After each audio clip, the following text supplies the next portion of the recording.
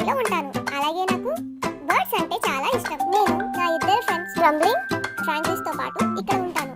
అక్కడ నిద్రపోతున్న ఆమె పేరు హోలీ. తను చాలా మంచిది. మాకు ఎప్పుడు బైబిల్ స్టోరీస్ చెప్తుంది.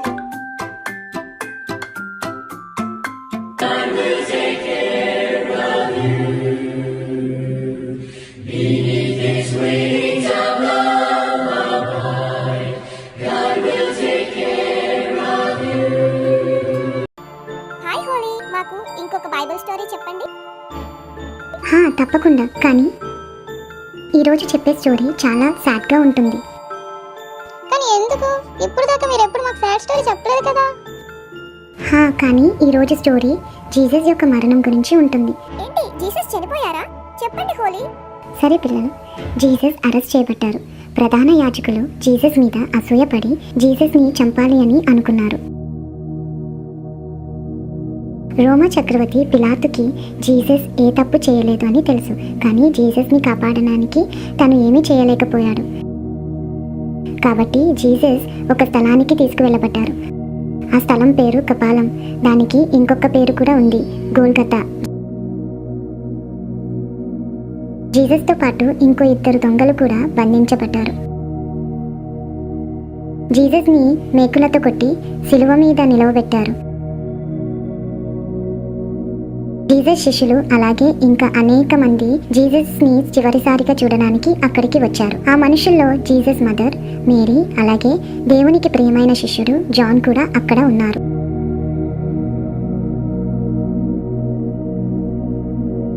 జీసస్ చనిపోయే ముందు తండ్రికి ప్రార్థన చేశారు. దేవా, వీరిని క్షమించండి, వీరు ఏమి చేయుచున్నారో వీరికి తెలియదు. తర్వాత జాన్ వైపు చూసి, జాన్, తల్లి అయిన మేరీని ఇక మీదట నీ తల్లిగా చూసుకో. జీసస్ మేరీ కాసి చూసి, అమ్మా, ఇక మీదట జాన్ నీ కొడుకుగా ఉంటాడు. ప్రధాన యాజకులు చాలా ఆతృతతో ఎదురు చూస్తున్నారు జీసస్ చనిపోయారా లేదా అని. సైనికులు వచ్చి చూసేటప్పటికి జీసస్ చనిపోయారు. అయితే జీసస్ చనిపోయారో లేదో తెలుసుకోవడానికి బల్లెముతో జీసస్ని పొడిచి చూశారు. జాన్ మేరీని తన ఇంటికి తీసుకువెళ్ళి తనను చాలా జాగ్రత్తగా చూసుకోవడం మొదలుపెట్టాడు. ఇప్పుడు నేను అడిగే క్వశ్చన్కి ఎవరు ఆన్సర్ చేస్తారు ఈరోజు? జీసస్ మన కొరకు చనిపోవడానికి వచ్చారా? కానీ ఆయన దేవుని కుమారుడు కదా. ఫ్రాక్టల్స్, దేవుని మీద విశ్వాసం ఉంచు. ఇప్పుడు నా క్వశ్చన్కి ఆన్సర్ చెప్పండి. జీసస్ని సిలువ వేసిన స్థలం పేరు ఏమిటో చెప్పండి. కపాలం. దీనిని గొల్గొతా అని కూడా అంటారు కదా హోలీ. అవును, ఇద్దరు కరెక్ట్గా చెప్పారు. ఇప్పుడు మనం అందరం కలిసి పాట పాడదాం. ఇది ఫ్రాక్టల్స్ ని సంతోషపెడుతుంది. రా ఫ్రాక్టల్స్, మాతో పాటు పాడు.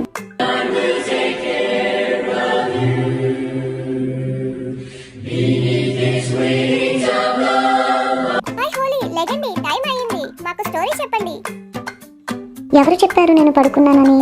నేను ఇక్కడే కూర్చొని మీకోసం ఎదురు చూస్తున్నాను, రండి. మేము ఇక్కడ ఉన్నాము, వెయిట్ చేస్తున్నాం. కానీ హోలీ, ఈ రోజు కూడా సాడ్ స్టోరీ చెప్తారా?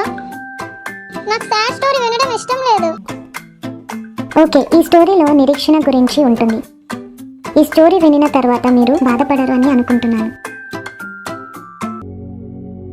జీసస్ సిలువ వేయబడ్డారు గోల్గతా అనే స్థలంలో. అది యెరూషలేం బయట ఉంది. జీసస్ చనిపోయిన తరువాత జీసస్ శిష్యుడు ఒకతను రోమా చక్రవర్తి పిలాతు దగ్గరకు వెళ్ళి జీసస్ బాడీ పాతిపెట్టుటకు పర్మిషన్ అడుగుతాడు. అతని పేరు జోసెఫ్ అరిమథాయ్. అతను చాలా ధనవంతుడు. అయితే జోసెఫ్ అతని ఫ్రెండ్ నికోలస్ జీసస్ బాడీని కిందకు తీయడానికి సహాయపడతారు. నికోలస్ జీసస్ యొక్క ఇంకో శిష్యుడు. వారు జీసస్ని ఒక క్లాత్లో చుట్టి కొత్తగా కట్టబడిన సమాధి దగ్గరకు తీసుకుని వెళ్తారు. అది గోల్గతా నుండి ఎంతో దూరంలో లేదు. నికోలస్ సుగంధ ద్రవ్యములు తెచ్చి జీసస్ పైన వేశాడు.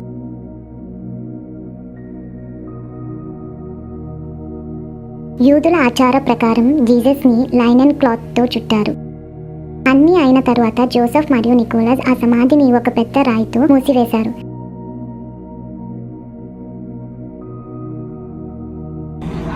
చాలా మంది బయట నిలబడి చూస్తున్నారు. అందులో మగ్దలేని మరియ కూడా ఉంది. అయితే జీసస్ 3 రోజుల తరువాత మరణం నుండి తిరిగి లెగుస్తారని చెప్పిన మాట ప్రధాన యాజకులు గుర్తు తెచ్చుకున్నారు. వాళ్ళు అందరూ పిలాతు దగ్గరకు వెళ్ళి ఆ సమాధిని సీల్ వేయమని అడిగారు. అలాగే జీసస్ శిష్యులు వచ్చి జీసస్ బాడీని దొంగలించకుండా సైనికులను కాపలాగా పెట్టారు. పిలాతు అంగీకరించాడు. ప్రధాన యాజకులు సైనికులను పంపించి ఆ సమాధిని చాలా జాగ్రత్తగా కనిపెట్టమని చెప్పారు. నాకు తెలుసు, జీసస్ చనిపోలేదని. జీసస్ ప్రామిస్ చేశారు మరణం నుండి లెగుస్తాను అని. కొంచెం సేపు ఆగు ఫ్రాకిల్స్. ఇప్పుడు నేను క్వశ్చన్ అడుగుతాను. జీసస్ ని సమాధి చేస్తున్నప్పుడు సమాధి ఎదుట నిలబడిన స్త్రీ పేరు ఏమిటి? తను మగ్దలేని మరియా. కరెక్ట్. పిల్లలు, ఇప్పుడు మీరందరూ వెళ్ళండి. నేను రేపు ఇంకొక స్టోరీ చెప్తాను.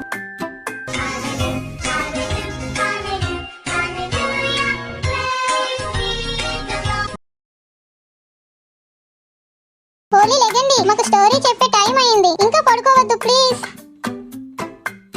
అవును, మేము స్టోరీ వినడానికి వచ్చాము. అలాగే మీరు అడిగే క్వశ్చన్స్ కి ఆన్సర్స్ ఇవ్వడానికి సిద్ధంగా ఉన్నాము. హా, తప్పకుండా ఈరోజు స్టోరీ స్టార్ట్ చేద్దాం. టోబీ, స్టోరీ జాగ్రత్తగా విను. యెరూషలేంలో చాలా సాడ్ టైం. జీసస్ సిలువ వేయబడిన సమయం నుండి యెరూషలేంలో ఉన్న వారందరూ చాలా బాధపడుతున్నారు. అక్కడ మనుషులు అందరూ చాలా దిగులుగా ఉన్నారు, ఎందుకంటే వారు వారి దేవుణ్ణి పోగొట్టుకున్నారు. జీసస్ చనిపోయిన 3వ రోజు సూర్యుడు ఉదయించాడు. ఆ రోజు సండే. మగ్దలేని మరియా మరియు తన స్నేహితురాలు జీసస్ సమాధి దగ్గరకు వచ్చారు. వీరిద్దరికీ జీసస్ అంటే చాలా ఇష్టం. అయితే హఠాత్తుగా భూకంపం వచ్చింది. ఆకాశం నుండి దేవదూత సమాధి బయట కూర్చొని ఉంది. అయితే సమాధి లోపల మెరుపు లాంటి లైట్ వెలుగుతుంది.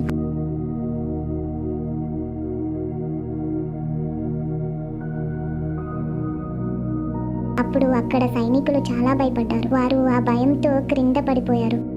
ఆ దేవదూతకి ఆ స్త్రీలు జీసస్ ని చూడడానికి వచ్చారు అని తెలుసు, కాబట్టి వారితో ఈ విధంగా చెప్పాడు. మీరు ఎందుకు జీసస్ ని సమాధిలో వెతుకుతున్నారు? ఆయన సమాధిలో లేరు.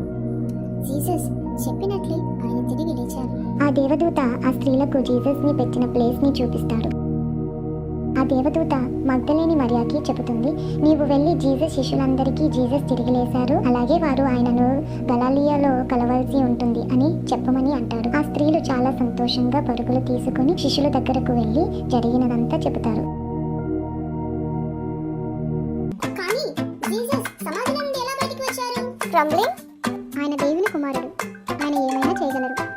అవును, ఈ రోజు క్వశ్చన్, ఆ దేవదూత రాయి తొలగించిన తర్వాత ఏమైంది? ఇక్కడ భూకంపం వచ్చింది. వెరీ గుడ్ టోబీ, నువ్వు చాలా చక్కగా స్టోరీని విన్నావు. సరే, ఇక నాకు నిద్ర వస్తుంది, నేను పడుకుంటాను.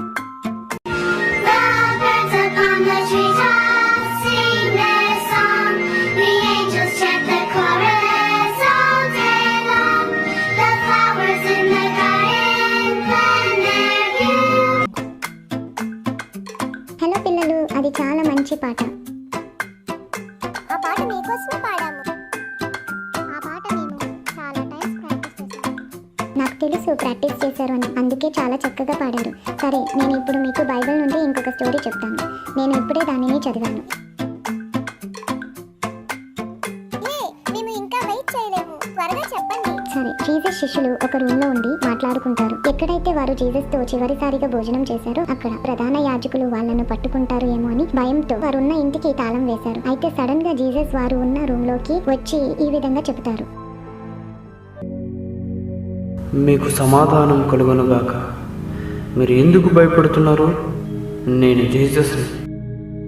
శిష్యులు ఏమీ మాట్లాడకపోయారు, ఎందుకంటే వారు జీసస్ ని చూసి చాలా సంతోషంగా ఉన్నారు. జీసస్ వారితో చెప్పారు, నేను మిమ్మల్ని అన్ని దేశాలకు పంపిస్తాను నా పని చేయడానికి. ఏ విధంగా అయితే నన్ను తండ్రి లోకానికి పంపించి ఉన్నారో నేను కూడా మిమ్మల్ని అన్ని దేశాలకు పంపిస్తాను.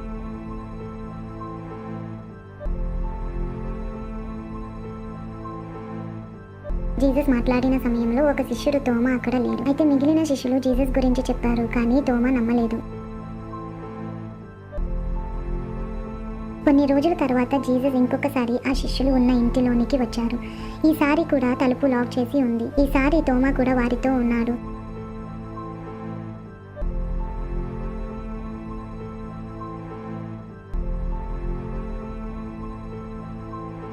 అయితే జీసస్ తోమాని చూసి ఈ విధంగా అన్నారు, మీకు సమాధానం కలుగునుగాక. తోమారా, నా చెయ్యి పట్టుకుని చూడు. తోమా జీసస్ ని పట్టుకుని జీసస్ చేతులు చూసి నేలను పడి ఏడుస్తూ ఈ విధంగా అంటాడు, నా దేవా, నా తండ్రి. జీసస్ ఈ విధంగా చెప్తారు. నీవు నన్ను చూసావు గనుక నన్ను నమ్ముతున్నావు. అయితే చూసి నమ్మిన వారు కన్నా చూడక నమ్మిన వారు ధన్యులు. ఓ మై గాడ్ హోలీ, అసలు తోమా జీసస్ ని ఎలా అనుమానించగలిగాడు? నేనైతే జీసస్ ని చూడలేదు, కానీ జీసస్ ని నమ్ముతున్నాను. టోబీ చాలా మంచిది. ఇప్పుడు నేను ఒక క్వశ్చన్ అడుగుతాను. ఏ శిష్యుడు నమ్మలేదు జీసస్ వారిని చూడడానికి వచ్చారు అంటే? అది నాకు తెలుసు, తోమా. ఓ ఫ్రాంక్లిస్, నువ్వు చాలా తెలివైన దానివి. నీకేమైనా అనుమానమా? Doubting Toby? అఫ్ కోర్స్, నువ్వు చాలా తెలివైన దానివి ఫ్రాంక్లిస్. హోలీ, ఇప్పుడు మాతో కలిసి మీరు పాట పాడతారా, లేదంటే పడుకుంటారా? నేను మీతో కూడా పాట పాడుతాను.